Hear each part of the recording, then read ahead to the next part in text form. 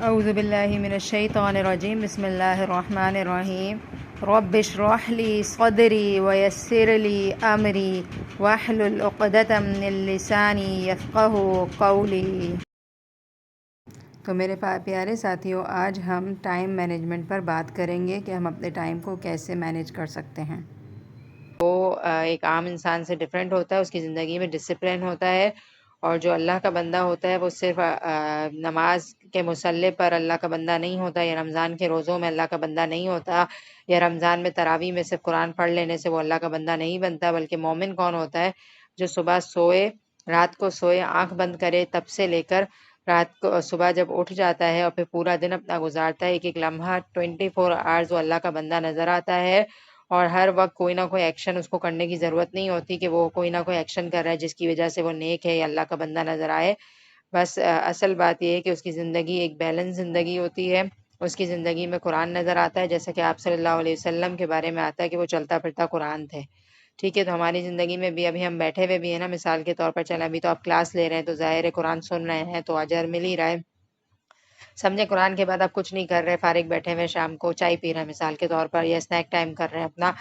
تو اس وقت آپ مومن کیسے بنیں گے؟ اس وقت کیسے مومن بنیں گے کہ جو سنت طریقہ ہے اس طریقے سے آپ کھائیں گے، ہاتھ دھوئیں گے اور پھر بسم اللہ پڑھ کے کھائیں گے، اور کھانے کے بعد اللہ کا شکر ادا کریں گے، کیونکہ چھوٹی نعمت ہو یا بڑی نعمت ہو، ہر چیز کا کھلانے والا ہمیں اللہ تعالیٰ ہی ہے۔ تو بظاہر تو آپ نے دنیا کا کام کیا، اپنے پیٹ کو بھرا، انجوائے کیا، کیونکہ سردی میں ہم زیادہ شام کے ٹائم پہ انجوائے کر رہے ہوتے ہیں، تو دنیاوی طور پہ آپ کے جسم کو بھی سیٹسفیکشن ہوئی، لیکن آپ نے کیا کیا؟ اللہ کا ساتھ ساتھ شکر ادا کر لیا، جس کی وجہ سے آپ نے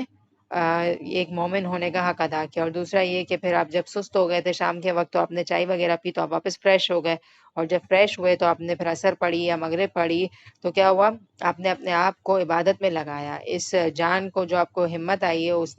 سے آپ نے اللہ کے راستے میں اپنی جان کو لگایا، تو یہ بھی آپ کے لیے اجر و ثواب ہے۔ تو مومن کی زندگی کے 24 آورز اتنے خوبصورت ہونے چاہیے کہ وہ سارے کے سارے اس کے لیے نیکی کاؤنٹ ہو۔ اب ہم سو جاتے ہیں رات کو، سونا تو سب کو ہے ظاہر ہے، اور سونا بھی ہمارے لیے عبادت بن سکتا ہے، 7-8 گھنٹے جو ہم سوتے ہیں اس کو کیسے عبادت بنائیں گے؟ کافی دفعہ اس ٹاپکس پہ بات ہو چکی ہے، لیکن میں بار بار ریمائنڈر اس لیے کر رہی ہوں کہ اتنا قرآن پڑھنے کے بعد بھی اگر ہم نارمل انسان والی لائف گزار رہے ہیں نا، کہ جب نیند آئی موبائل یوز کرتے کرتے پتہ ہی نہ چلا کب آنکھ لگ گئی، تو یہ ایک طریقہ درست نہیں ہے۔ میری ایک ریکویسٹ ہے آپ لوگوں سے، اور میں اپنی کلاس میں بھی بہت مینشن کرتی ہوں کہ ہمارا آخری کلمہ سوتے ہوئے اللہ کا ذکر ہونا چاہیے، کیونکہ سونا جو ہے نا ایک طریقے سے موت کی بہن ہے۔ قرآن میں بھی آتا ہے، حدیث میں لفظ آتا ہے اس طرح کے، جس کا مفہوم یہ ہے کہ نیند جو ہے نا موت کی بہن ہے، کیونکہ نیند میں ہم انہی پروسیس سے گزرتے ہیں جس سے ہمیں موت میں گزرنا ہے۔ کمپلیٹلی طور پر بے ہوش ہو جاتے ہیں، یا ہمیں باہر کی چیزوں کا ہوش نہیں ہوتا، یا ہمیں کوئی بھی آواز نہیں سنائی دیتی، اور ہم ایک بالکل گمسم سی حالت میں چلے جاتے ہیں۔ تو موت کے ٹائم پہ بھی یہی ہوتا ہے نا۔ تو کہنے کا مطلب یہ ہے کہ جو شخص، یاد رکھیے گا میری بات، یہ مجھے بہت زیادہ فیل ہوتی ہے یہ والی بات، اور اس لیے میں آپ سے کر رہی ہوں کہ جو شخص سوتے ہوئے اللہ کا ذکر کر رہا ہے نا، بالکل گہری نیند، جیسے ہم موبائل یوز کر رہے ہوتے ہیں، ہمیں تو اور کوئی کام اللہ معاف کرے آتا نہیں ہے، رات کو لمبی راتیں ہو گئی تو مزے سے 12 بجے بیٹھ گئے، بیڈ پہ سب چیزوں سے فارغ ہو کر، اور موبائل موبائل موبائل کرتے ہیں ہم لوگ۔ ایک لمٹ میں ہم یوز کریں اور کوئی پروڈکٹیو کام کر لیں، 2 بجا دیتے ہیں ہم، اور پھر کیا ہوتا ہے اتنی گہری نیند آتی ہے کہ وضو کرنے کی تو ہم کو پھر توفیق اللہ معاف کرے نہیں ہو رہی ہوتی کہ کون سردی میں اٹھ کے جائے اور وضو کرے۔ ویسے وضو کرنا بیسٹ ہے، کیونکہ جو شخص وضو کر کے سوتا ہے اس کے لیے فرشتے پوری رات استغفار کرتے ہیں۔ کتنی بڑی بات ہے، کوئی معمولی بات ہے کہ فرشتے استغفار کریں ہمارے لیے۔ اور دوسرا یہ کہ آنکھ لگنے سے پہلے آپ کو اللہ کو جو روز رات کے اذکار ہیں، جس میں سورہ ملک ہے، آیت الکرسی ہے، تینوں کل پڑھ کے اپنے آپ پر دم کرنا ہے، تسبیح فاطمہ ہے، یہ تو کریں ہی کریں۔ لیکن اگر بہت گہری نیند آ رہی ہے تو کچھ اگر نہ کر سکے تو اللہم باسمک اموت آہے اور کلمہ ضرور پڑھیں۔ میں گارنٹی دیتی ہوں کہ جو شخص اپنی گہری نیند میں اللہ کو یاد رکھے گا، تو جب موت کی بے ہوشی طاری ہوگی نا، جس کے لیے سکرات کے لفظ آتے ہیں، وہ بہت گہری بے ہوشی ہوگی، تو اللہ تعالیٰ اس وقت ہماری زبان کو تھام لیں گے اور ہمارے منہ پہ کلمہ جاری کر دیں گے۔ ایک یہ چیز۔ اور جو شخص اٹھتے ہی ادھر ادھر کی ایکٹیویٹی میں لگنے سے پہلے آنکھ کھلتے ہی الحمدللہ الذی احیانا بعد ما اماتنا والیہ النشور پڑھے گا، تو کل قیامت کے دن جب ہم حشر کے میدان میں قبروں سے اٹھ کھڑے ہوں گے تو ہمارے منہ سے اللہ کا ذکر جاری ہو جائے گا۔ یہ میری گارنٹی ہے۔ ہو ہی نہیں سکتا کہ ہم دنیا میں اس روٹین کے عادی ہوں اور مرتے ہوئے ہمارے کو کلمہ نصیب نہ ہو، اور جب ہم اٹھائے جائیں قبروں سے تو ہمارے منہ پہ اللہ کا ذکر نہ ہو۔ یہ ضروری ہے کہ جب انسان ایک روٹین پر ہوتا ہے نا، تو پھر جب وہ بے بس ہو رہا ہوتا ہے نا، تو اللہ اس کے منہ سے کلمہ جاری کر دیتے ہیں۔ تو اس چیز کو شامل کریں، اور میں کوئی بڑی بات نہیں کر رہی ہوں، لیکن میں آپ کو اس لیے بتا رہی ہوں کہ ہم سب کے گھروں میں بچے ہیں اور ہم والدین ہیں الحمدللہ۔ اپنے بچوں کی عادت کریں۔ میرا بیٹا بھی سوتے ہوئے نا بہت باتیں کرتا ہے، بہت ظاہر سی بات ہر کسی کے بچے کرتے ہیں، اپنی کہانی سنانا، کھیلو، یہ کرو وہ کرو، اینڈ تک چل ہی رہا ہوتا ہے۔ میری پوری کوشش ہوتی ہے کہ میں اس کو اس حال میں سلاؤں کہ اس کے منہ پہ اللہ کا ذکر ہو۔ میں اس کو بولتی ہوں آیت الکرسی پڑھو آپ، اللہم بسم کا منہ تو آیا پڑھو، کلمہ پڑھو، اس کے بعد میں آپ سے بات نہیں کروں گی، اس کے بعد ہم سو جائیں گے۔ تو میں اس کو سمجھاتی ہوں کہ آخری آپ کو اللہ کا ذکر کرنا ہے۔ اور اٹھتے ہی ہم کیا کرتے ہیں، اپنا الارم بند کر رہے ہوتے ہیں، اور سم ٹائمز بہت گہری نیند میں ہوتے ہیں، اور شوہر یا کوئی اور ہمیں اٹھا دے تو ہم الٹے سیدھے الفاظ زیادہ نکال رہے ہوتے ہیں منہ سے، بجائے اس کے کہ الحمدللہ الذی احیانا نکالیں۔ تو اپنی روٹین کو بہترین بنائیں، اور ایک مومن جو ہوتا ہے اس کی زندگی کے 24 آورز عبادت ہے۔ میں یہ بات کر رہی تھی کہ سونا ہماری عبادت کس طرح بنے گا، تو اس طرح بنائیں، ٹھیک ہے؟ تو ہم اپنے آپ کو بھی چینج کریں گے اور اپنے 24 آورز پر نظر رکھیں گے کہ میں اپنا کون سا لمحہ کس طرح سے بہترین بنا سکوں،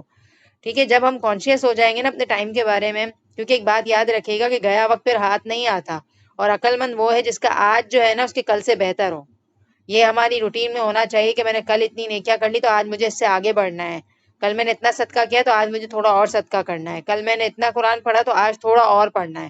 تو یہ چیز اپنی زندگی میں شامل کر لیں نا، تو ہم ہر روز آگے بڑھیں گے، گرو کریں گے۔ مومن ہر روز گرو کرتا ہے، ایک پلانٹ کی طرح، کہ پلانٹ پہ روز پانی پڑتا ہے نا، تو وہ کل سے بہتر اپنی گروتھ شو کر رہا ہوتا ہے۔ تو مومن بھی ایسا ہونا چاہیے کہ وہ ایک لگا بندہ انسان نہ ہو کہ بس ایک ہی روٹین، ایک ہی روٹین، کل آپ نے تھوڑا ذکر کیا تو آج تھوڑا اور زیادہ کر لیں، کسی بھی طرح اپنے آپ کو بہتر بنایا۔ اور میں ایک بات بتاؤں، جب ہم اس چیز میں لگ جاتے ہیں نا کہ ہمارا وقت کسی نہ کسی طریقے سے ضائع نہ ہو، اچھے سے یوز ہو جائے، تو اللہ بھی ہماری مدد کرتے ہیں۔ ہمیں وہ نیکی کے کام ہمارے پاؤں میں آ کے کھڑے ہو جاتے ہیں، ہمارے قدموں میں آ کے کھڑے ہو جاتے ہیں، کہ ہمیں حیرت ہوتی ہے کہ میری نیت تھی اس لیے اللہ نے کیا کیا، مجھے نیکی کا موقع دے دیا۔ تو دعا کرا کریں کہ اللہ آج مجھے بہت سارے نیکی کے مواقع ملیں اور مجھے ان کو اویل کرنے کی توفیق دیں آپ، اور پھر اللہ تعالیٰ دیکھے گا کیسے کیسے مواقع دیں گے، اور آپ کو توفیق بھی دیں گے کہ آپ ان موقعوں سے فائدہ اٹھائیں۔ اور جب ہماری زندگی میں یہ چیز شامل ہو جاتی ہے نا کہ ہم اپنے وقت کو ضائع نہ کریں، تو جب ہماری گھروں میں ایونٹس چل رہے ہوتے ہیں تو ہمارے دل میں گھبراہٹ سی ہوتی ہے کہ میرا وقت ضائع ہو رہا ہے، تو آپ نوٹ کریے گا کہ ہم ان ایونٹس کو بھی نیکی کی طرف موڑ دیتے ہیں۔ جیسے کہ ہم کسی شادی میں جا رہے ہیں، کنٹینیوسلی دسمبر کا مہینہ، جنوری کا مہینہ ذرا شادی والا ہوتا ہے، تو بہت آنا جانا چل رہا ہوتا ہے، ہر جگہ ایسا ہوتا ہے، تو کیا کریں، راستے میں ٹارگٹ بنائیں کہ مجھے آتے جاتے اللہ کا ذکر کرنا ہے، اتنی دفعہ سبحان اللہ پڑھنا ہے، یا واپسی میں الحمدللہ کی تسبیح کرنی ہے، یا کلمہ پڑھنا ہے، یا سورہ اخلاص پڑھنی ہے۔ اپنے آپ کو سیٹ کریں، بے مقصد انسان نہ بنے کہ گاڑی میں بیٹھ گئے اور ہال آ گیا اور پتہ ہی نہ چلا کہ کیا کرا کیا ہم نے، بس بلا وجہ کی گپ شپ کر رہے کریں، منع نہیں ہے، لیکن اپنے آپ کو کوئی لمٹ تو دیں گے نا ہم، کہ ہم اپنی زندگی اسی طرح ضائع کر دیں گے؟ تو اپنے آپ کو کہ ہم ان 24 آورز میں کیا کر رہے ہیں، ہر گھنٹے کچھ نہ کچھ کرنا ہے، ضائع نہیں کرنا۔